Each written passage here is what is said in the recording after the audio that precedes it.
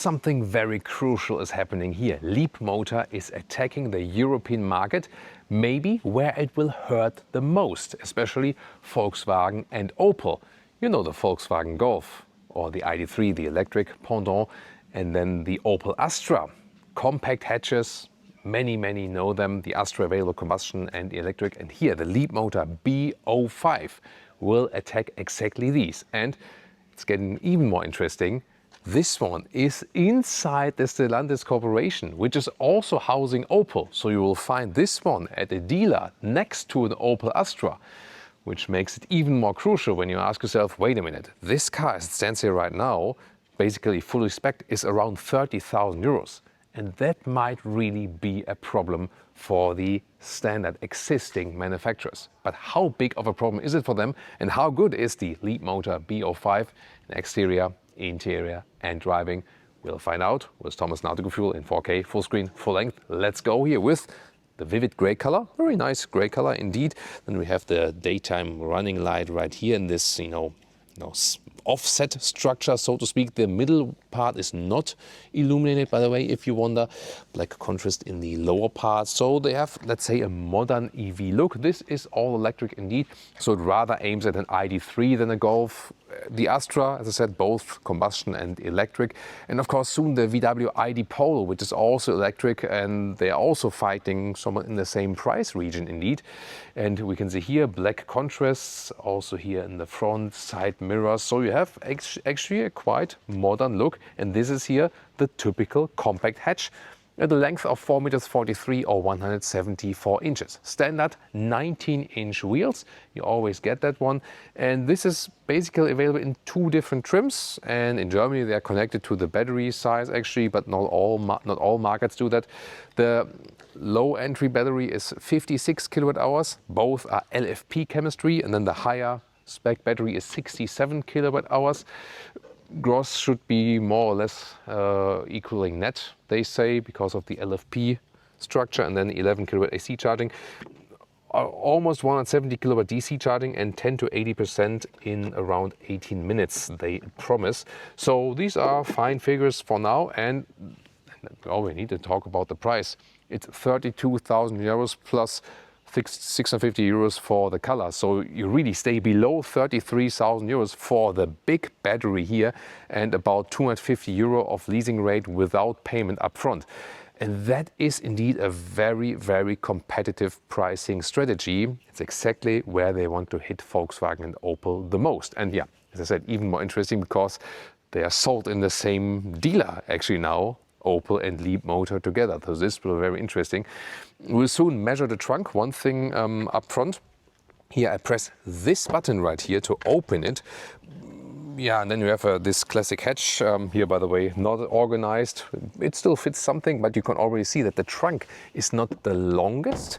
They more focus on rear legroom. That you open it here and then have to grab here is maybe not the most practical thing, but yeah, I think you can live with it. There might be some all-wheel drive versions later, but they're not really confirmed. There's also a sister model in China being sold. They have already, or they're planning to introduce 800 volt charging as well to charge even quicker, but it's also not confirmed if this one or when this will come also to the European market. Here the door handles, by the way, they flip out like this, but then they can actually move manual and have quite a good grip. We know this also from different other electric vehicles, especially. And let's take a look under the hood if there's a frunk or not. Let's see. So we pull this one here twice, and then let's see, open it. Well, there's no frunk. This one also needs to be held up, and yeah, you can look through the ground here. There is some space here, so maybe with a little more effort I could have made a frunk there. Yeah, but then again, this needs to be very competitive in the pricing. They try to save here and there. I can tell you already right now that the interior will be even more surprising. Acceleration figure here, by the way, is 6.7 seconds for this bigger battery version, and they even promise a launch control. I think we have to try that very soon. Let's take a look at the interior. So first over here, again, the door handles like this, and then they feel quite good. But yeah, I'm more a fan of classic door handles than door closing sound. I mean, it's frameless doors indeed. That's unusual. and they also don't sound too good. So we have it rarely that frameless doors also sound good. Some cars do that. This one is, I'd say, like, yeah, average, so to speak. But here then, inside of the doors, this one can be bought in a bright scheme or in a dark scheme. Both is available. And then here, this is all soft touch. And this is, of course, a problem for German manufacturers because they meanwhile don't always do that anymore. Classic window levers. But then the rest of the controls via infotainment, this feels actually quite nice to open the door from the inside. Then hard pack here, everything.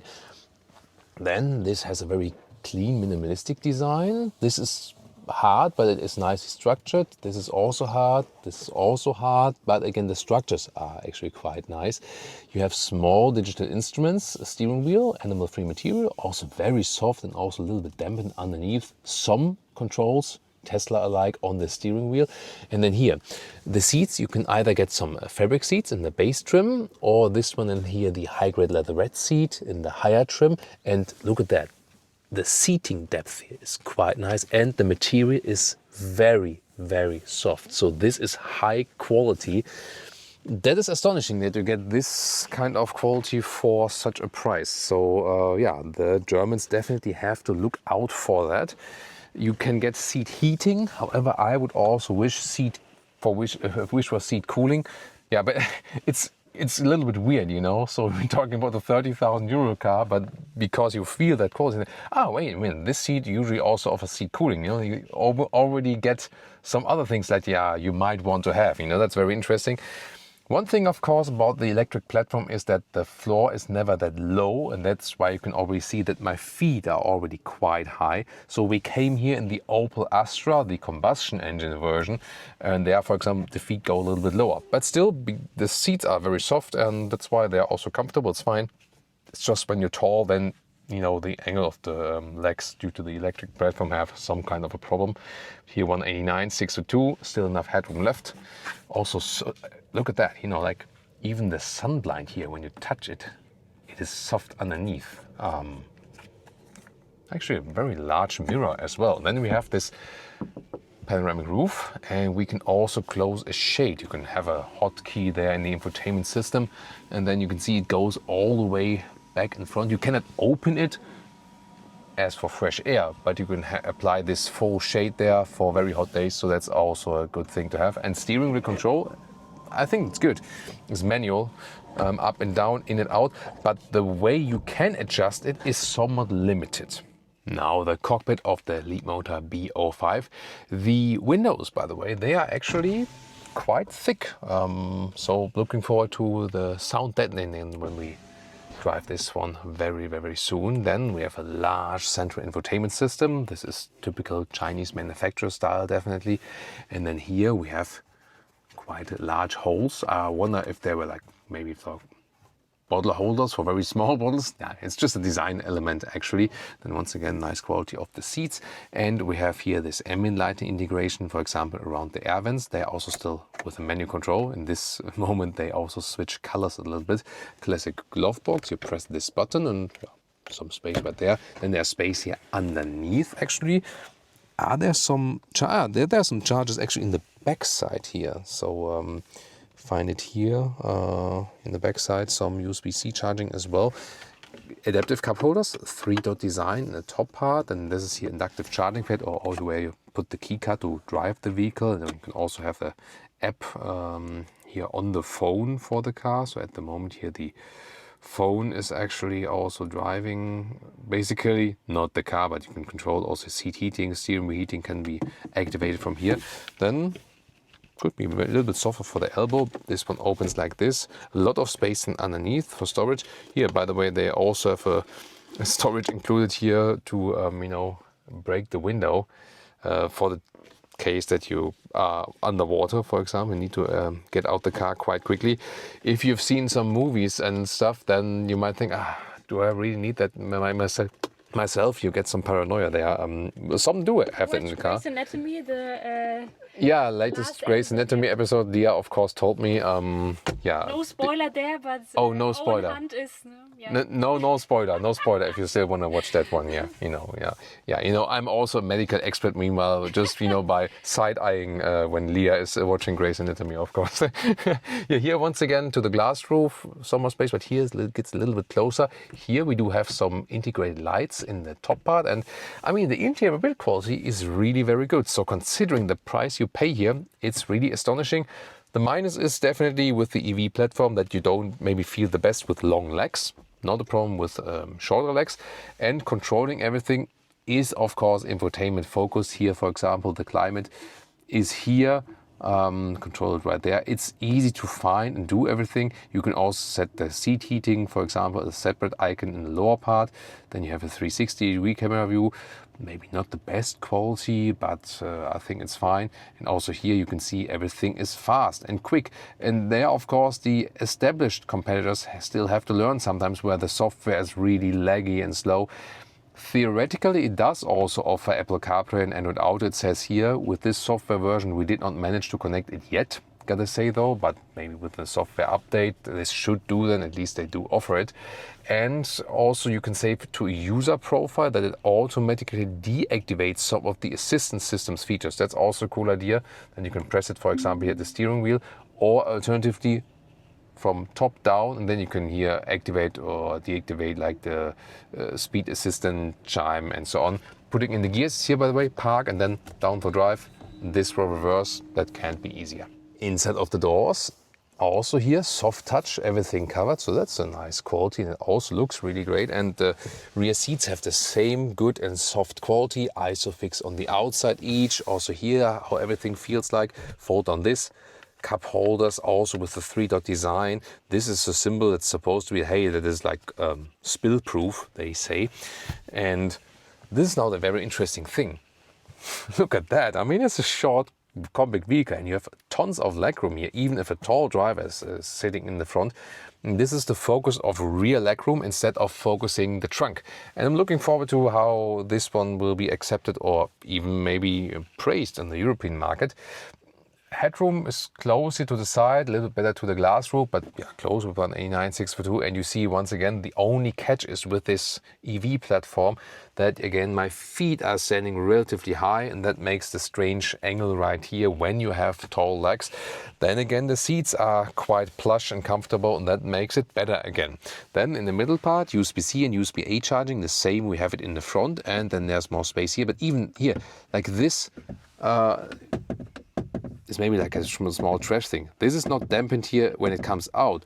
But however, when you are here and then push it back in, then it gives like a quite satisfying feedback. And they really took a look at these things here. Also when you, here, the seats from the back are all soft. This is sometimes even not in 80,000 euro premium cars. They sometimes now have like a hardback plastic at the back part of the seat.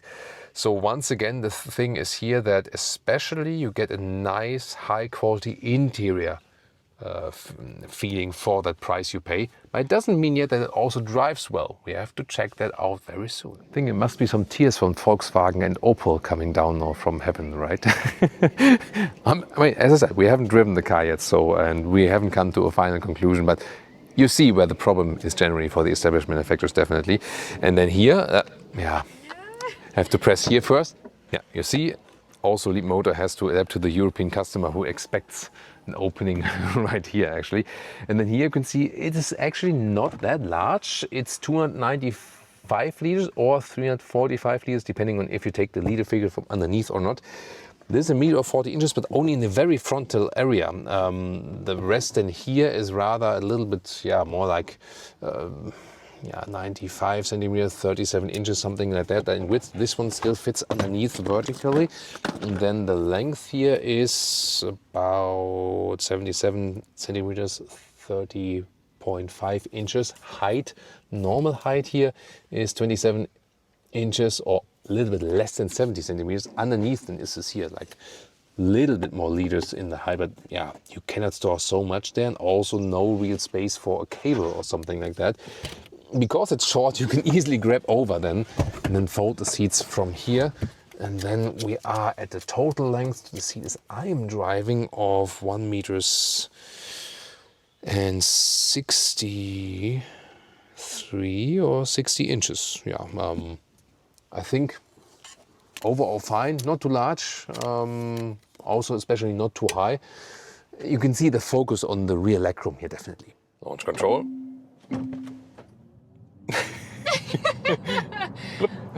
Yeah. Oh, What a cute launch control. cutest launch control ever. I mean, it's strange that this car does offer it, but this one was like 0 to 60 kilometers an hour, not miles. I also stopped it before we were exceeding the speed limit there. I mean, it's funny that it does offer a launch control, yes, but you see, it's not like this performance car. I mean, 6.7 seconds to 100 kilometers an hour is not that slow, you know. If we compare the Opel Astra where we got here, it's like over 9 seconds in the acceleration figure. So it's still an electric vehicle and they usually have good punch. Here, acceleration mode, you can also set comfort, standard and so on. Then steering wheel mode, you can, oh, this is like super light through thin air. In sport, you have a little bit more feedback. So I would probably prefer that then. But you can adjust that, really. That's actually fine.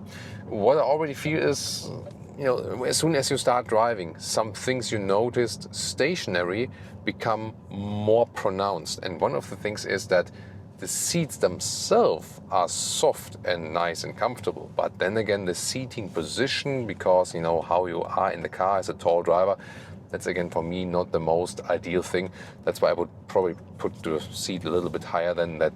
The feet are stationed a little bit further, you know, like the angle, you know, because they're so high than comparing to the ground. That's maybe the thing.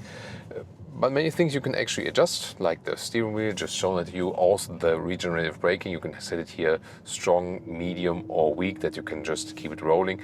If you scroll further, you can also change if you want a one pedal driving mode or not. This is all adjustable depending on what you prefer or not. And this can be connected again to your user account, that it always starts these settings up once again you are in the vehicle. And that's actually a quite good thing, because controlling them while driving is definitely not a good idea. Interesting is, of course, with 19-inch wheels, here the suspension will be also over these manhole covers and some bumps in the road. So far, I think it's quite okay, right? It's not that I'm not very that rough. happy, yeah. Not that rough. Yeah. Soon we'll also drive a little bit fast and sportier again, so I want to find out, because they promise, hey, they have a European setup for suspension, and especially because we have been driving the internal comparator, the Opel Astra, just very recently, just on the very same day here. I think, yeah, that's fine. You know, like when I go like a little bit right and left here, it's not shaking up or something, you know. So they really try to, you know, hit this European suspension spot, for example. There's another one coming. Another one. And then the Opel Astra. Ah, that's What a funny. coincidence! Yeah, that's really funny. And here, it's a really tight German city, you know, in this wine region in Germany, and beautiful old buildings as well. And sometimes it's getting tight here, and that's why having a rather compact hatch is a handy thing to have here. That's why also a lot of people still go for these compact hatches, because they already deliver enough space on the inside, and again, they're not too large on the outside. This might be one motivation for that. And so far, it's handling quite well here in the city. It's agile enough, let's take it that way. Suspension doesn't shake up, and at the same time, when you're driving over some potholes, is actually not rough so far.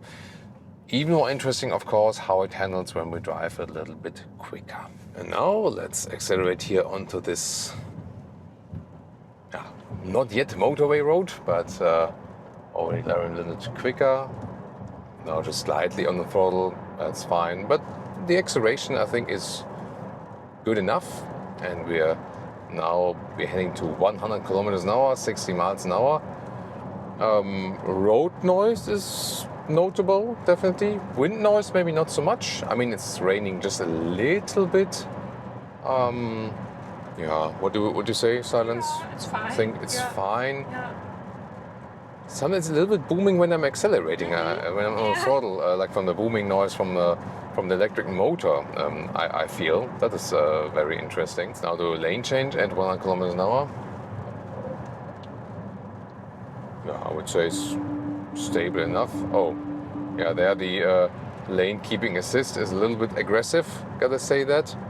Switching back. Yeah, I would say it doesn't have like a real sporty setup, but it's also not shaking too much. So I think you can get along with that at the European customer, definitely. So the thing I'm really noticing most, that the position in the car is not suitable for tall drivers. That's the thing. You know, we've been realizing it with a couple of the Chinese vehicles. I think they need to adapt more to the European market to also cater more tall body heights. But it might not be a problem for you. Really depends on. But the overall driving itself, I mean, there's not much to criticize.